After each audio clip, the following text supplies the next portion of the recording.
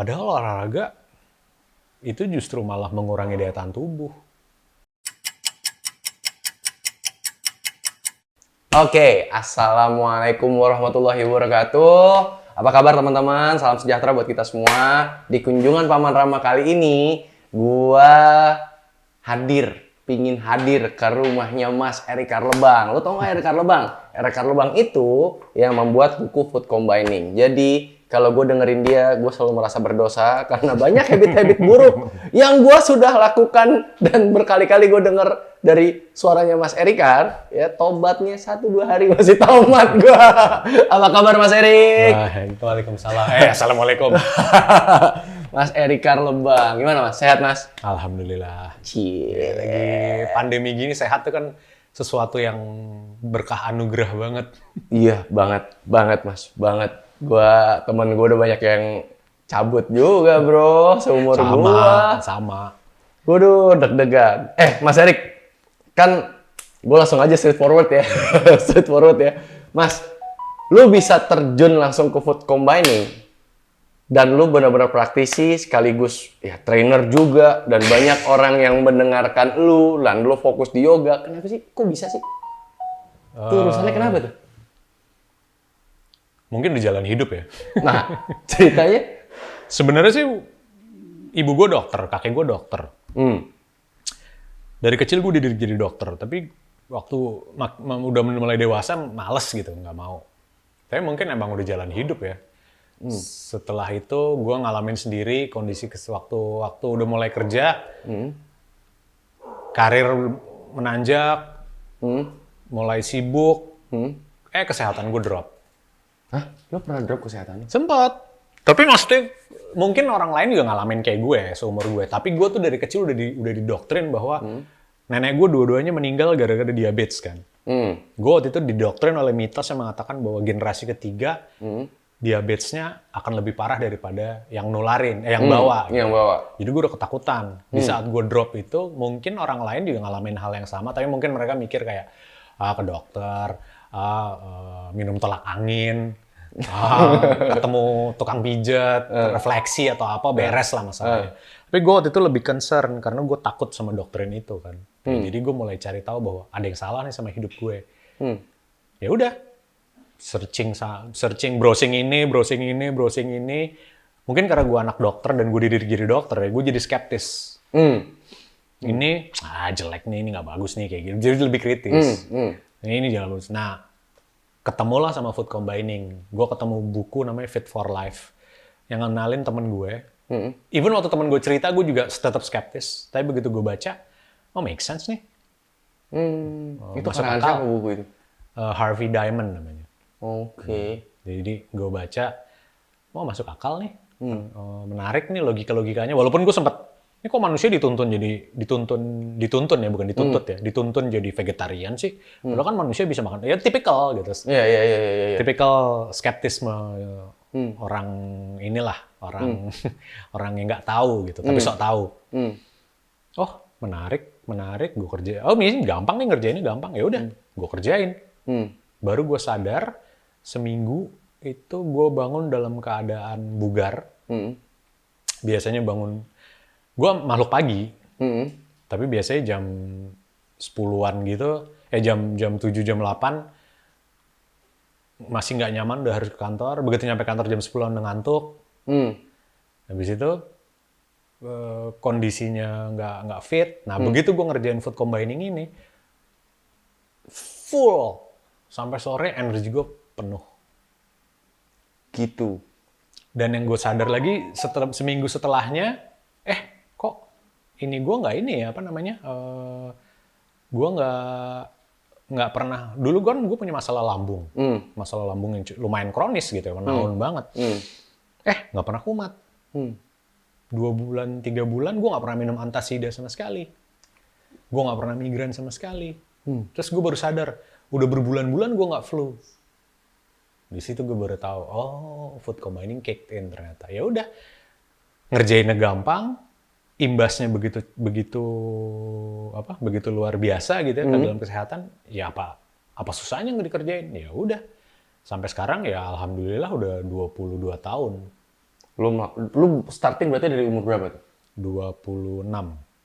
26. Lu mulai food combining sudah 20 tahun. 22. 22 tahun. Ih, udah mau gocap lu mulai.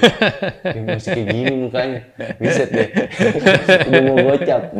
Dulu gue manggil Mas Erikar tuh, lu ngapain sih manggil gue Mas Erik aja? Buset. Gue bilang, bedanya jauh sama gue bro.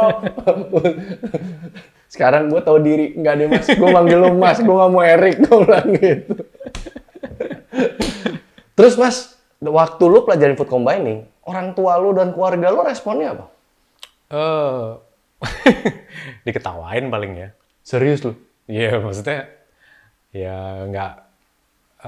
Ibu gue sih orang yang nggak terlalu intens untuk mengintervensi hidup orang lain gitu. Tapi waktu itu pernah lagi puasa, ibu gue agak sedikit negor gue karena gue sahur pakai buah. Nah itu debatnya, ibu gue nggak pernah debat padahal, tapi debatnya sampai jam 6 pagi itu gue inget. Serius? Udah aus dong. Tapi kan kerennya di situ akhirnya bertahun-tahun kemudian setelah kejadian itu, waktu nyokap gue kena kanker, dia sendiri yang taking benefit dari pengetahuan yang gue dapet. Akhirnya dia mengikuti lu. Lebih terpaksa ya. Karena ya, nyokap lu kanker paru-paru. Stadium 4A. 4A. Waktu didiagnosa itu diperkirakan usianya tinggal 6 bulan. Gila. Nah, terus ya udah, alhamdulillah dia baru aja meninggal bulan Mei kemarin. Di usia? Jadi 72. Wow. Jadi kalau diingeti ya kurang lebih dia dapat bonus 10 tahun lah. Iya, benar. 10 tahun. Ya, lu udah bisa lu udah bisa memberikan Sky juga sama nyokap, ya kan? Udah banyak hal yang lu udah kasih ke nyokap ya, Mas. Tapi dia sendiri juga menjalani kehidupannya juga istilahnya pedal gasnya diinjak penuh gitu ya. Tetap jadi full throttle tetap hidupnya. Jadi nyokap gue setelah didiagnosa itu dia tetap jadi direktur rumah sakit, tetap jadi pembantu dekan, tetap jadi waktu itu dia didiagnosa kanker paru tuh dia sendiri udah pensiun waktu itu. Udah 5-6 tahun pensiun, gue lupa. 5-6 tahun atau 10 tahun malah ya dia pensiun. Tapi ternyata setelah itu dia tetap dipakai ilmunya. Jadi pinter banget berarti nyokap lu. Tekun lah nyokap gue, tekun orangnya. Tekun dan ilmunya dia kepake untuk ngejalanin rumah sakit. Iya, manajemen rumah sakit berarti. Iya, nyokap gue pinter cari duit buat rumah sakit. Oh, oke. Terus Mas Erik, kan lu dididik ya sama orang tua lu dengan gaya kedokterannya. Enggak juga sih. Dengan kedokterannya. Iya. Dituntut jadi kan mau nggak mau pola pikir lu skeptis, kayak gini-gini. Kan lu terdidik dari situ. Dan lu akhirnya ke food combining. Itu ujung-ujungnya ke yoga, urusannya apa? Oh, enggak, kalau yoga sih lebih kepada gue eksplorasi. Tapi ujung-ujungnya gue nggak tahu kenapa. Mungkin emang udah itu tadi udah jalan hidup ya. Ujung-ujungnya yoga yang gue pelajari juga ada kaitannya dengan identik dengan terapikal. Jadi kan tradisi yoga gue namanya Iyengar ya. Nah Mr. Iyengarnya ini nggak tahu kenapa dia tuh orangnya jenius banget, cerdas banget. Tapi dia bisa ngelihat aspek lain dari yoga, terus bisa dikaitkan dengan masalah kesehatan yang ujung-ujungnya bahkan bisa spesifik untuk memperbaiki masalah kesehatan. Dari yoga? Dari yoga. Dan itu kepake lagi buat nyokap gue, kepake banget. Jadi emang jalan hidup sih. Iya, gue setuju. Emang udah jalan hidup ya. Dan sebagai perbandingan aja ya, nyokap gue kanker paru. Kanker paru itu kan logikanya paru-parunya rusak ya. Jadi biasa kanker paru tuh dianggap kanker paling mematikan dari semua kanker. Karena cepat-cepat meninggal rata-rata orang. Rata-rata biasa orang punya masalah pernafasan. Nah, based on apa yang gue tahu, based on yoga, waktu diaplikasikan ke nyokap gue, alhamdulillah ya, puji Tuhan, selama dari nyokap gue sakit sampai dia meninggal, dia nggak pernah sesak nafas. Even dia sempat tahun lalu ya, waktu COVID baru muncul, nyokap gue sempat ketularan di rumah sakit. Sempat. Cuma seminggu negatif. Seminggu. Negatif. Di usia 72 tahun. Iya, 71 waktu itu. 71. Keren. Dan yang lebih keren lagi adalah selain dia nggak pernah sesak, selain dia cuma seminggu, dia nggak pernah sesak, dan dia sepanjang dia positif OTG. OTG? Usia 71 tahun OTG? Makanya maksud gue, puji Tuhan apa yang gue kerjain ini nggak di jalur yang salah gitu loh. Maksudnya Makin yakin dan lo dengan apa yang lo kerjakan. Wow, sekarang lo masih pandemi begini, lo yoga lo tetap jalan? Ya, dengan bisa. online? Online lah. Online. Tapi terus running dong, Mas Erik. Iya. Terus, Mas, lu udah yoga, terus food combining, lu sering dipanggil kemarin tadi gue dengar lu baru diwawancara oleh Kompas TV. Dan menurut lu, advice lu buat orang-orang yang sekarang lagi takut nih sama COVID dan dia harus menjaga daya tahan tubuhnya dengan baik, apa saran lu, Mas? Makan, jaga yang dimakan. Makan minum tuh harus dijaga. Nih, makan ini bro. Daging itu nggak sama nasi, daging itu sama sayur ya bun. Tapi paling enak rendang pakai nasi bro, sama kuahnya. Lagi pandemi gini sih makin harusnya kita makin sadar bahwa makanan yang baik itu akan menuntun orang memiliki tubuh yang juga baik. Ya, tubuh yang baik itu adalah tubuh yang daya tahan tubuhnya kuat ya. Nah, penyakit tuh nggak bisa nembus daya tahan tubuh kuat. Kalaupun dia berhasil nembus, tubuhnya akan segera cepat memperbaiki keadaan dan alhamdulillah penyakit udah terbukti ya. Nyokap gue tuh apa? Nyokap gue tuh waktu divonis pertama kali, itu dokternya udah pesimis. Bokap gue nangis. Karena logikanya udah kanker paru, kan udah komorbid gitu, udah komorbid paling jelek dari semua komorbid gitu. Ternyata itu yang terjadi seminggu doang. Nyokap gue tuh sampai di rumah sakit pas diisolasi sampai bosen. Jadi dia nggak sabar nunggu PCR selanjutnya gitu. Karena dia nggak ngerasain apa-apa. Betul. Jadi waktu daya tahan tubuhnya kuat, waktu tubuhnya sehat. Ya udah, nggak ada alasan untuk penyakit bisa mengalahkan tubuh manusia. Gue nggak bilang orangnya kebal nggak akan ketularan, mungkin tetap ketularan, tapi recovery-nya relatif cepat dan tidak akan mematikan, insya Allah. Iya, itu emang terbukti sih. ART gue aja kemarin kena COVID. Gue supply sama istri gue ya air yang banyak, air putih yang banyak, air kanggeng yang banyak, serong asidik, makan, dijaga 5 hari ya. 5 hari negatif. Gila, keren banget gitu. Jadi daya tahan tubuh kita tuh udah diciptakan sama Allah, udah keren banget nih Mas. Udah. Kita aja yang ngerusak. Konyolnya sih sebenarnya lebih ke sisi banyak banget orang-orang yang noleh ke arah yang salah gitu. Kayak sebenarnya kan yang diatur gampang ya, makan ya. Tapi instead of ngatur makan, ini betapa manusia itu ngeyel gitu. Instead of ngatur makan, mereka milih untuk olahraga. Ya. Jadi cara untuk mengatasi pandemi ini adalah dengan olahraga. Padahal olahraga itu justru malah mengurangi daya tahan tubuh. Bukan menguatkan daya tahan tubuh, mengurangi daya tahan tubuh. Jadi olahraga menurunkan daya tahan tubuh. Jadi kalau misalnya kita cari quick answer lewat olahraga, justru dapatnya kebalikan. Daya tahan tubuh kita malah turun. Olahraga kan menghabiskan banyak energi. Daya tahan tubuh manusia dibangunnya lewat apa? Energi. Jadi energi yang dipakai untuk daya tahan tubuh, kepakai olahraga malah drop. Memang. Ya terus olahraga boleh nggak Mas? Olahraga penting, tapi untuk memelihara otot, persendian, koordinasi kerja antara paru-paru dan jantung, untuk sosialisasi. Di sisi itu sih oke gitu ya. Tapi kalau olahraga untuk kesehatan, dia baru benar-benar bisa berfungsi kalau dilakukannya konsisten dan dalam jangka panjang. Baru kelihatan efek dari olahraga. Itu pun harus ditunjang oleh pola makan yang baik. Kalau habis makan itu Indomie, beres bro. Nah, ya itu dia. Dan sedihnya lagi kan kemudian lahir pemahaman yang sangat salah ya, salah kaprah. aku makan apa aja kan gue udah olahraga. Karena kan acuannya ke sisi melulu kalori. Kan gue olahraga, kalori gue udah kebakar, gue makan bebas dong. Kan gue nggak gemuk. Akhirnya lahirnya ke situ. Sehat diidentikan dengan nggak gemuk, langsing. Itu salah banget. Itu salah banget. Nah, kita harus meluruskan lagi perspektifnya. Olahraga bagus gitu ya. Nafas bagus. Koordinasi, istilahnya kita sebut istilahnya kardiovaskular koordinasi ya. Jadi sistem kardiovaskular kita, kerja antara jantung dan paru-paru berjalan dengan sangat baik.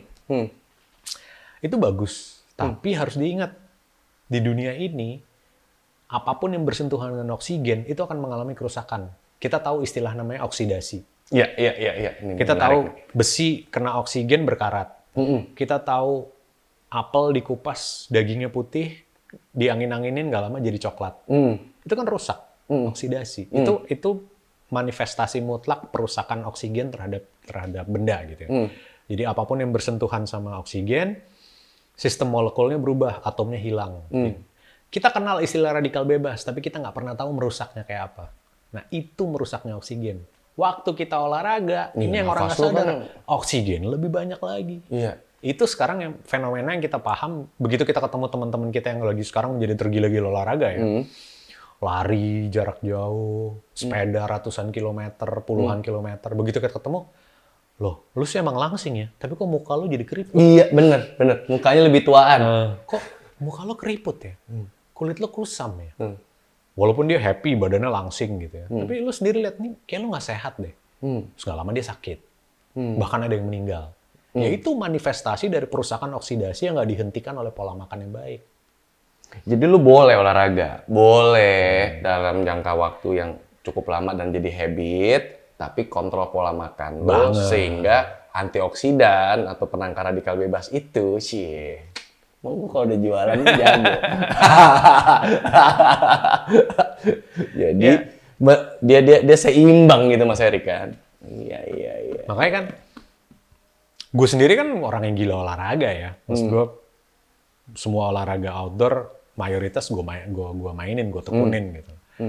Tapi gue semakin gue olahraga, semakin gue tahu bahwa apa yang gue makan dan gue minum harus intensif gue jaga juga.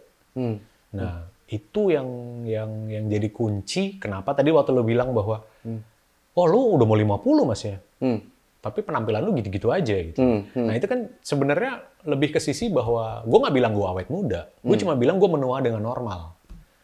Nah orang-orang di sekeliling gue yang menua dengan normal. Gue suka tuh bahasa itu tuh. Gue menua dengan normal. Ya gue suka tuh bahasa itu tuh. Jadi gue menuanya normal. Sementara orang-orang sekeliling gue yang menuanya nggak normal. Yang menuanya lebih cepat dari seharusnya. Iyalah lu udah mau gocap Mas. 48. Tahun ini. Sekarang sih masih 47. Iya. Kemudian 48 Mas. Beda berapa bulan doang. Denial. Terus Mas, yang lu dari olahraga tadi, sekarang yang mau gue tanya tentang sekarang nih orang-orang pada makannya berantakan. Takutin mereka dong Mas. Enggak Bukan lah. nakutin ya. Kasih tahu, bilangin karena lagi COVID begini, daya tahan tubuh lu tuh bisa hancur kalau lu makannya berantakan. Nah, lu kasih tahu dong Mas. Sebenarnya yang repot tuh orang percaya bahwa, maksudnya gini, bertahun-tahun kita hidup dengan pemahaman pola hidup. Gue sendiri, apalagi gue anak dokter ya, gue tahu persis konsep salah berpikirnya. Tidak hanya masyarakat umum, tapi ahli kesehatannya juga berpikir pada kesalahan yang sama, titik kesalahan yang sama, bahwa udah deh, lo nggak usah mikirin kesehatan serahin aja sama dokter. Hampir semua orang mikirnya kayak gitu. Jadi siklus hidup lo adalah jalani apa adanya, sakit, minum obat, nggak sembuh, pergi ke dokter, nanti ditangani sama dokter, dikasih obat, minum, sembuh, selesai. Atau kalau misalnya nggak sembuh, datang ke rumah sakit, dirawat di rumah sakit, sembuh, pulang. Siklusnya kan begitu terus. Begitu terus. Jadi orang nggak berpikir. Ya apalagi udah ada insurance, sudah ada BPJS, ya mereka makin nggak takut lagi. Akhirnya kita kayak terjebak dalam lingkaran setan kesalahan yang sama terus-menerus gitu. Pandemi ini menyadarkan kita semua bahwa itu salah. Yeah. Bahwa dunia kesehatan kita tuh tidak mencakup ke sana. Dunia kesehatan kita tidak tidak menyiapkan diri untuk menghadapi masalah seperti ini. Dan akhirnya 2 tahun waktu kita kan terbuang untuk ini. Produktivitas kita, kehidupan sosial kita, bahkan kehidupan politik kita gitu. Jadi semua berantakan kan. Karena dunia kesehatan kita nggak siap menghadapi masalah ini. Itu pentingnya, makanya dari awal saya udah rutin ya mengedukasi, menceritakan, tapi mungkin mayoritas nggak ngerasa pentingnya di mana. Apa sih pentingnya jaga kesehatan? Apa sih pentingnya jaga makan? Gitu. Aku kan masih muda, itu bahasa kunci banget tuh. Begitu udah menua jawabannya, gue masih sehat-sehat aja nih. Iya. Masalah seperti ini yang luar biasa akhirnya. Begitu muncul masalah ini, semua orang sadar bahwa rumah sakit tidak bisa diandalkan lagi. Dokter juga nggak tahu, mayoritas nggak tahu harus ngapain. Bahwa penyakit ini nggak ada obatnya. Bahwa kita mengandalkan vaksin pun ternyata yang bertahan, yang diaktifkan ada daya tahan tubuh. Bukan penyakit datang terus diobatin menjadi seperti sembuh gitu. Nggak kayak gitu kan. Di sini kita baru sadar bahwa daya tahan tubuh adalah segala-galanya. Jadi kalau mau menyadarkan diri, ya harus sadar di sisi itunya bahwa tubuh kita harus sehat, bukan minum obatnya, bukan dokternya jago, bukan rumah sakitnya keren, tapi kitanya. Tubuh kita menjadi homeostasis. Yes. Semua tubuh homeostasis. Iya. Semua tubuh homeostasis, cuman masalahnya homeostasisnya tuh efisien atau nggak efisien. Oh gitu. Ada lagi di bahasa baru. Gue tuh kenapa sih kalau ngomong sama lu, kayaknya udah keren gitu. Tubuh kita itu kalau udah homeostasis, dia bisa menyembuhkan penyakitnya sendiri. Datang ke lu, berapa efisien, pusing gak lu? Enggak, homeostasis kan sebenarnya stasis ya, statik gitu. Homeostatik. Jadi sesuatu yang berlangsung secara statis, secara konsisten. Di mana lu makan, sistem cerna lu bekerja, diproses, terus dijadikan bahan untuk metabolisme badan, sisanya dibuang, yang nggak kepake kebuang, terus lo bernafas, oksigennya dipakai. Jadi semua yang berlangsung secara konsisten itu kan kita sebut istilahnya homeostatik.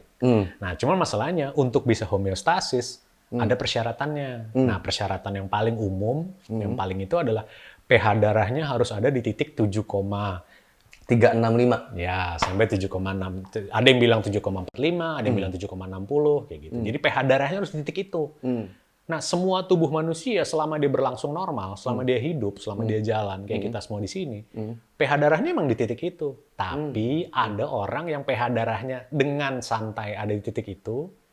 Ada orang yang mayoritas, malah gue bilang, mayoritas untuk ada di titik itu, tubuhnya mati-matian mempertahankan diri. Jadi tubuhnya habis-habisan ngabisin energi supaya dia homeostatis. Homeostatis juga terkait dengan daya tahan tubuh. Orang yang daya tahan tubuhnya jelek, homeostatisnya tuh yang dipertahankan mati-matian tadi. Korbanin tuh yang lain tuh. Energinya habis dipakai untuk mempertahankan.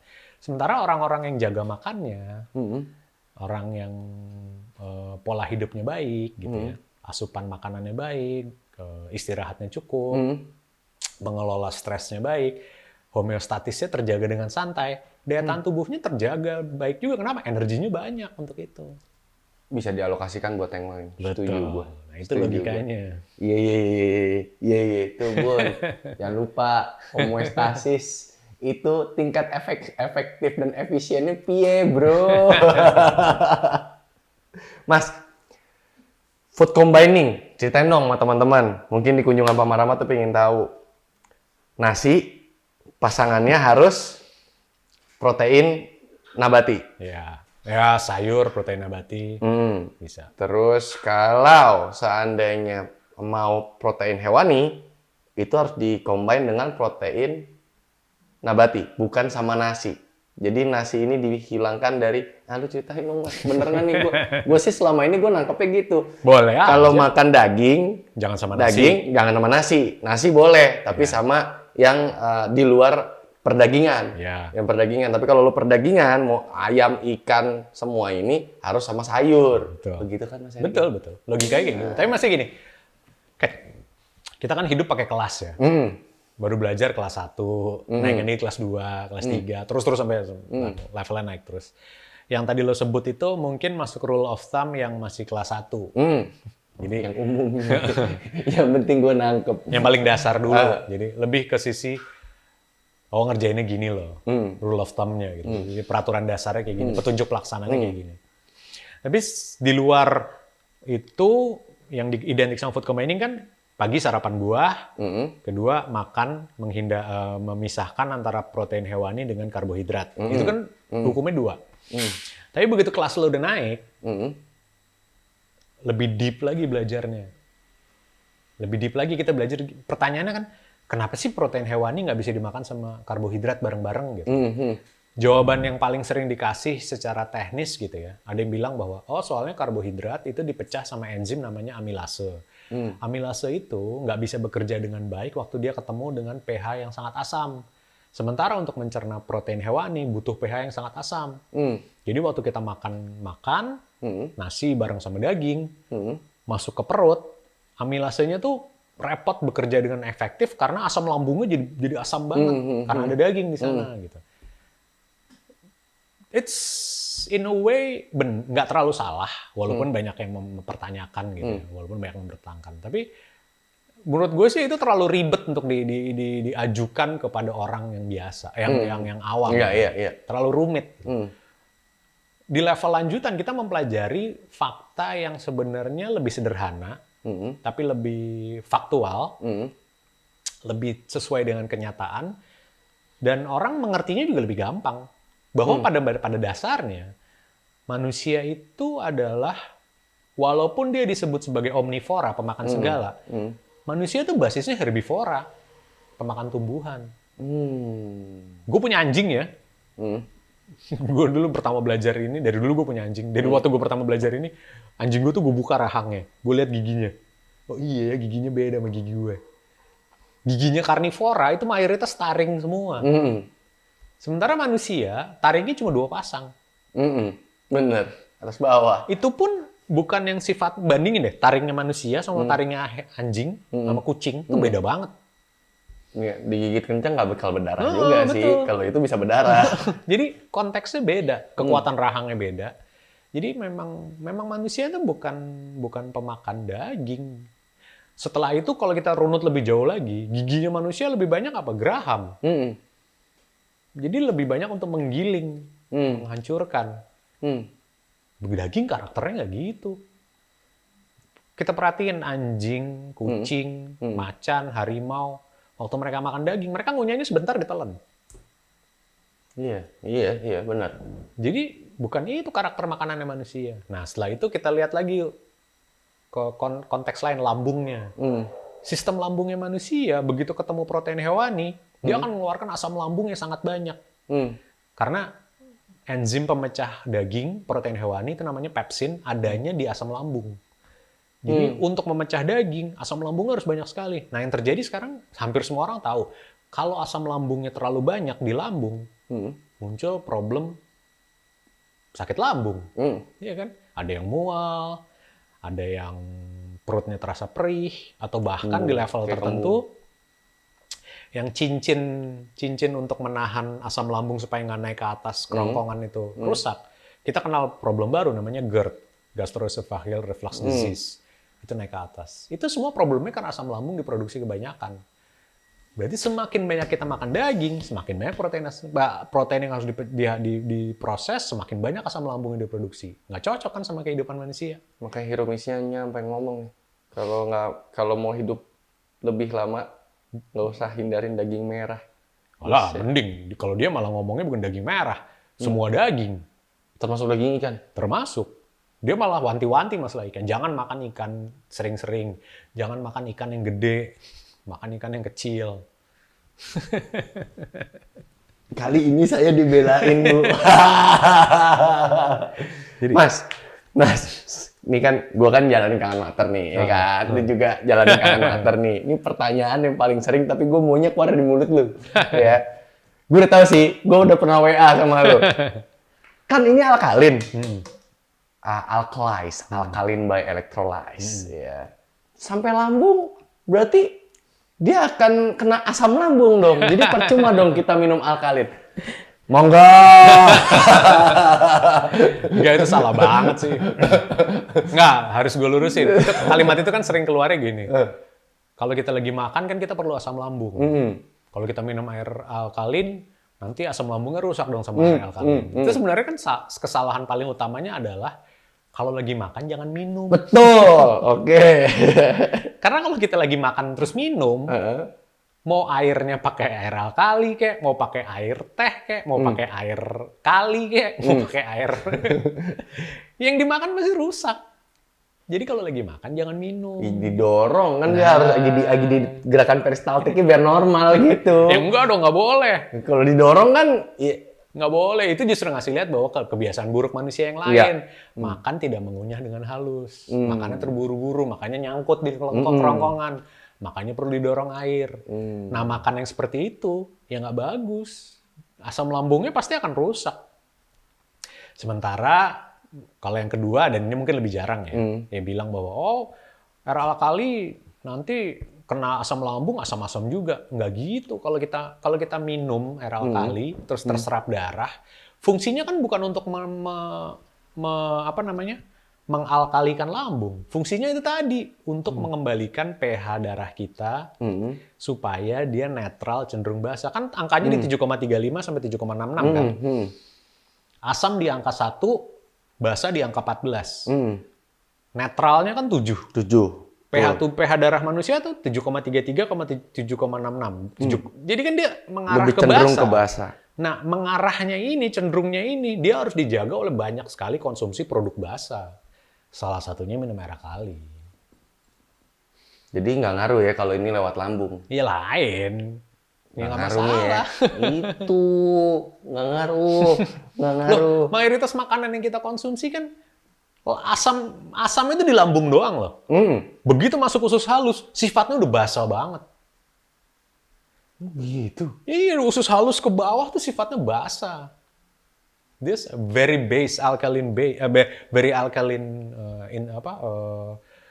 tendency gitu loh. Jadi dia sangat alkali. Iya. Ini Itu lagi, kalau lo makan daging, daging kan begitu udah masuk ke dalam tubuh manusia, itu pembentuk pH asam banget kan. Semakin banyak lo makan daging, begitu dia masuk di suasana basa, dia akan ngerusak di sana. Makanya itu kebelakangan kita tahu. Makanya Dr. Shinya nyaranin, lo kalau mau melihara mikroba usus, bakteri baik dalam usus, jangan banyak makan daging. Kurangi makan daging. Kenapa? Ya itu salah satunya itu tadi alasannya. Karena suasana ususnya harus basah, harus ekologinya tuh harus tepat supaya bakteri baiknya bisa hidup dengan nyaman. Dilalah lagi pandemi gini, baru orang sadar bahwa 70% dari pertahanan tubuh manusia, daya tahan tubuh manusia yang bertanggung jawab tuh bakteri baik. Di pencernaan. Kalau lu makan yang ngaco, ya wassalam sama 70% bakteri baik itu tadi.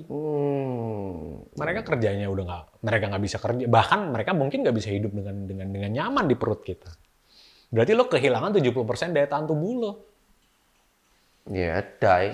Kalau enggak, ya die. Oh iya, piye iki. Anjir. Iya juga ya, bener juga ya. Astagfirullahaladzim. Bun. Boba, ini sengaja loh. Ini satu-satunya kunjungan Paman Rama yang gue bawa bini gue. Kenapa? Bun, masakin ayah ya, Bun. Mas, nih pesan lu buat anak-anak, buat teman-teman semua yang lagi nonton kita saat ini. Lu kan pelaku bisnis juga, usaha juga, kerja juga, apa aja deh ya, apa aja nih ya, dia di undang-undang TV juga. Untuk menjadi seorang seperti lu. Nah ini gue mau lu kasih pesan ke teman-teman semuanya. Apa syaratnya untuk bisa seperti lu? Konsisten sih. Konsisten dan komitmen. Dari dulu yang gue pelajarin itu. Bahwa banyak hal yang, gue gak bilang diri gue sukses ya. Tapi maksud gue, banyak hal yang gue dapat saat ini dan kadang-kadang gue juga bingung kok gue bisa ya. Tapi ternyata lebih ke sisi bahwa apa yang gue pelajari itu gue pelajari terus dan gue lakukan dan secara intensif. Namanya juga karena udah intens ya. begitu gue lakukan dengan komit, begitu gue lakukan dengan konsisten, ada hal-hal baru yang berdatangan. Kita jadi kayak magnet gitu loh. Jadi kayak narik sesuatu yang menambah kualitas diri kita, menambah, dan tanpa sadari orang-orang kemudian jadi belajar dari kita gitu, jadi tertarik untuk mendekat ke kita, jadi tertarik untuk tahu tentang kita, dan itu benefitnya luar biasa. Jualan jus pakai nama Erikar, yang beli antri. Makanya nggak ditawarin, udah laku. Nih, gue iseng pamer di Instastory. Sampai hari ini gue takut buka inbox gue. Karena gue nggak Supply-nya kurang, demandnya banyak, bos. Tapi enak sih. Gue udah habis. Gue suka banget cerai soalnya. Suka banget gue. Ya mas gue, tapi maksudnya ya itu tadi komitmen, terus intensif, konsisten ngerjain apa yang The gue law of kerjain. attraction itu udah terjadi dalam hidup lo jadinya. Iya. Menarik ya. Hukum magnet lo tuh dapat ya, karena konsisten dan persisten lo. Iya, kadang-kadang gue mikir, kayaknya ilmu gue sebenarnya gini-gini aja deh. Tapi kenapa apa ya? Kenapa orang-orang tertarik untuk cari tahu dari gue? Kenapa orang-orang terinspirasi dari gue? Padahal galak banget ya. Enggak sih. Sumpah galak banget Mas Erik itu. Lu harus tahu ya. Ampun deh tuh orang. Aduh. Gue gak bakal lupa. Gue mau curhat dulu sebelum dia lanjut. Jadi waktu istri gue lagi yoga sama Mas Erik, ya kan? Bini gue itu gue bilang, ayo Bun, semangat Bun. Ayo Bun, semangat Bun. Gue diomelin. Gue sumpah gue diomelin. Lu ke atas aja tuh sama lu di kamar aja. Gue disuruh ke kamar sama istrinya. Gue sampai konslet. Ini apaan sih, ini orang galak banget gue bilang. Ya enggak, hasil lebih ke sisi kalau kayak gitu kan maksudnya gini, lebih ke sisi ada dari Mr. Iyengar yang bagus banget. Frase untuk kayak gitu. Lo bawa anak lo jalan di jalanan yang rame, terus tahu-tahu anak lo lari nyebrang gitu, across the street. Reaksi lo gimana sebagai orang tua? Lo pasti teriak kan? Lo kejar anak lo, begitu lo sampai di anak lo, kamu kenapa kayak gitu? Well, at the moment mungkin anak lo bilang, galak banget sih bapak gue gitu. Iya sih, iya benar. Later on, kita tahu bahwa galaknya dia karena care. Galaknya dia karena dia berusaha menyampaikan sesuatu yang sebenarnya fungsinya untuk melindungi kita. Sebenarnya kalau gue dibilang galak sih lebih ke sisi itu ya. Keren. Tepuk tangan dong. Gila. Keren lo Mas. Lo tuh konsisten persisten itu kalau gue ngeliat teruji banget di lu. Gue nyetanin dia untuk cheat day itu ternyata dia ada jadwalnya untuk dia hari. Makin tua sih Ram. Kalau waktu dulu masih muda, cheating day gue masih fleksibel gitu.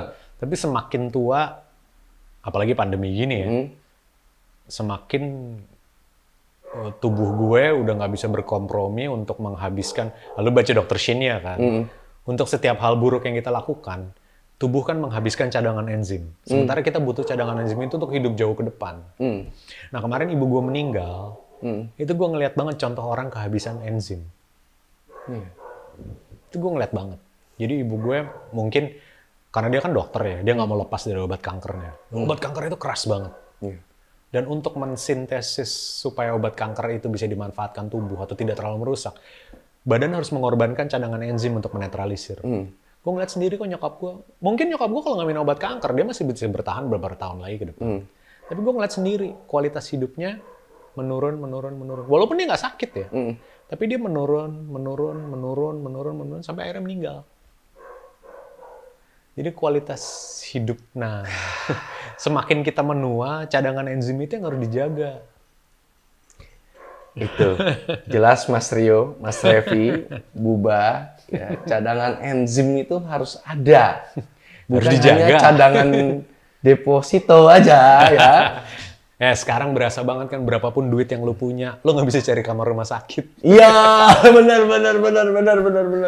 Iya. Jadi pesan lo kepada teman-teman semua adalah konsisten dan persisten, apapun sebenarnya bidangnya, Iya. maka the law of attraction atau hukum magnet dalam diri teman-teman akan bermunculan. Dan Mas Erik ini ya, makanya tadi dia bilang di awal, gue udah kayak jalan hidup, berniat gue untuk nyembuhin diri gue sendiri, gue pakai buat diri gue sendiri, gue pelajarin buat diri gue dan keluarga. Lama-lama kok gue jadi serius, ketarik, jadilah buku food combining, jadilah lo sekarang punya yoga juga, sekarang bikin ini langsung nggak dilihat tuh IG-nya, banyak banget orang yang japri. Jadi kesimpulannya dari gua ngobrol dari Mas Erik, dari pendidik, yang gue boleh nyimpulin nih Mas Erik ya, dididik dari orang tua yang mempunyai pekerjaan adalah seorang dokter yang mempunyai sikap skeptis, kadang-kadang untuk bandel karena ilmunya banyak dan lain itu nular ke Mas Erik, itu menciptakan akhirnya konsisten dan persisten dalam diri Mas Erik sendiri supaya Mas Erik ini mempunyai kualitas hidup lebih baik. Tujuannya nggak ada yang jelek. Skeptis di sini adalah mempertahankan kehidupan yang lebih baik menurut versinya Mas Erik. Sampai Mas Erik menemukan satu titik di mana apapun yang gue lakukan saat ini, benefitnya gue terima sekarang. Nyokap gue bisa bertahan 10 tahun ya Mas Erik. 10 tahun, usia 48 tahun ini gobok. 48 tahun ini tetap awet muda, ya tetap terjaga. Gue paling suka tuh ngeliat apa kulitnya, kayak pakai lotion. Oh iya. Kalau gue lagi jadi pembicara, ini mungkin agak keringet ya, agak lembab jadi nggak terasa. Kalau gue lagi jadi pembicara, gue tuh sering manggil ya, ibu-ibu terutama ya. Ya, Mahmud lah, ibu-ibu gitu. Gue panggil untuk maju ke depan terus ngelus sendiri kulit gue. Ya rata-rata mereka bilang gitu, oh iya halus, terawat gitu ya. Terus gini, oh iya halus gitu. Nah, perawatan gimana? Habis itu saya kasih tahu sama mereka, gue nggak pernah perawatan, gue nggak kenal yang namanya serum, gue nggak kenal yang namanya masker, gue nggak kenal yang namanya suntik, apalagi suntik ini ya, suntik botox kayak gitu, gue nggak kenal sama sekali. Gue tuh saya juga ada botak sih, juga botak. Ya, terus lanjut. Hari gini plesetan, udah nggak muksin. Jadi, gue tuh pelaku olahraga outdoor. Gue seneng banget kemana-mana naik sepeda. Gue sekarang seneng trekking. Gue olahraga, main bola, main basket, atau segala macam. Itu kalau selesai cuma cuci muka doang. Jadi kalau bicara perawatan dari luar seperti yang intensif dilakukan terutama ibu-ibu, ya gue nggak ngerjain sama sekali. But yet kualitas kulit gue sama mereka nggak kalah atau bahkan lebih baik kadang-kadang dibanding sama mereka gitu. Itu kan cuma ngeliatin bahwa kalau tubuh lo sehat, ya manifestasinya keluar. Kulit gue ini kan bisa jadi adalah manifestasi dari suasana usus gue yang baik, insya Allah. Benar. Gitu. Nah itu kadang-kadang juga langsung jadi senjata yang bikin boom, mereka langsung, ibu-ibu itu terutama ya, langsung dengerin omongan gue, langsung intens. Itu untuk ini aja ya, apa? Ngunci, weh bro, materi gue nih berkualitas lo jangan anggap cuman buat kesehatan doang. Keren. So, Mas Erik, thank you banget, gue udah boleh main ke rumah lo di saat pandemi seperti ini. Ya, kita lagi pelajaran sekolah ya, PPKN ya. PPKN ya, Pendidikan Pancasila dan Kewarganegaraan. Ya, tapi gue tetap boleh masuk ke rumah lu, kita ngobrol dan semoga konten ini bisa berfungsi banyak buat teman-teman semua dan bermanfaat. Thank you Mas Erik. Thank you teman-teman semua. Sampai berjumpa lagi di kunjungan Paman Rama berikutnya. Assalamualaikum warahmatullahi wabarakatuh. Bye. Thank you.